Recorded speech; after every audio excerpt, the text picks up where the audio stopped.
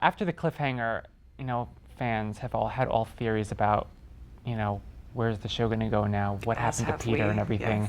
I know you're, in addition to being on the show, you're a fan of the show as well. Were you like, couldn't wait to get your hand on that first script?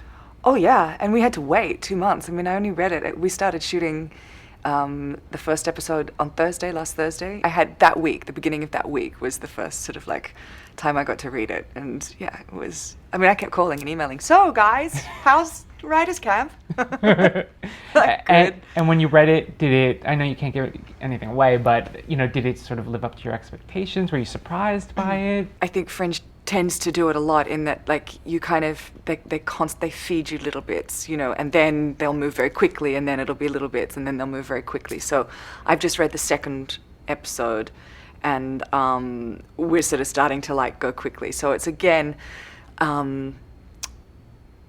another thing that they do so well too is every time we sort of start a season, we really do get to meet everybody kind of again, and of course this season, not everybody's there to be met. Looking back at last season, it was just kind of an epic, amazing season. Your work was just incredible, and all the different roles and everything. How do you feel when you look back at Oh, I just loved last season. I mean, I loved doing it, and that's sort of the bit because you spend so much time actually doing it, and people were always asking, you had so much more to do. Was that much more exhausting? And it's the opposite actually because you're more engaged, so everything always goes quicker and is sort of more fun to do. And it was our third year as well, and our second year in Vancouver, and so everything just sort of found its way, and everyone sort of found their place, I think.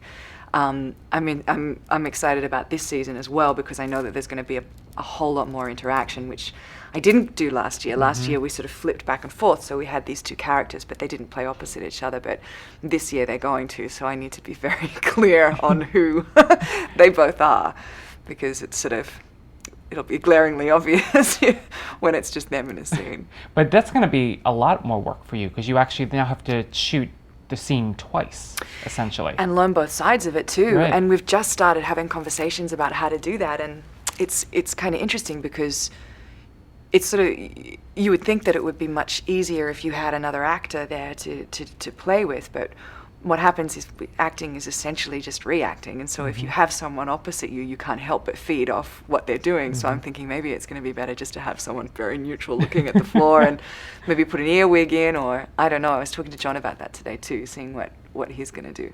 But yeah, more work, but fun stuff. So Yeah. can't complain. So will it be just like a body double that you'll be talking to, or a Well, stand-in? I don't know. That's next time I talk to you. I'll let you know what Okay. we decide. But yeah, I think that it will be a photo double because we'll have to obviously do over-the-shoulder stuff, and it's just working out whether to have an actress or whether just to actually have just a neutral kind of body. And I'm feeling a little bit like I'd prefer to err on the side of just something very neutral so that I can remember my own pacing and so I can remember my own movement, which I think is going to be kind of weird.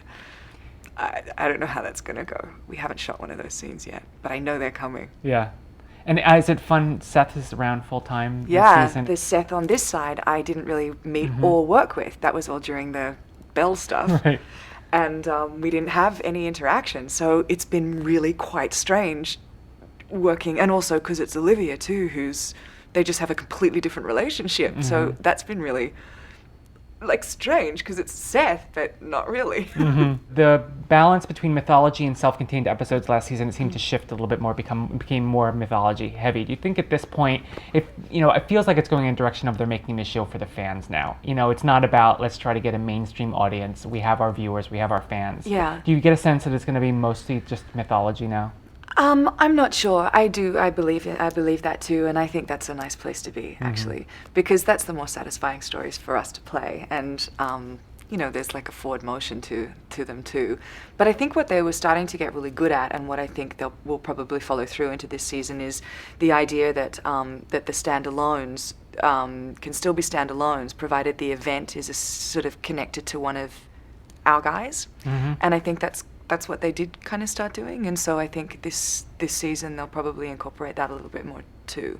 It's not just random people; it's connected to the characters that you know. Right. So what happened to Peter? I have no idea. Well, what happened to him, I know. What happened is he found the machine and vanished, right? No, you know the question I'm asking. What happened to him? I don't know.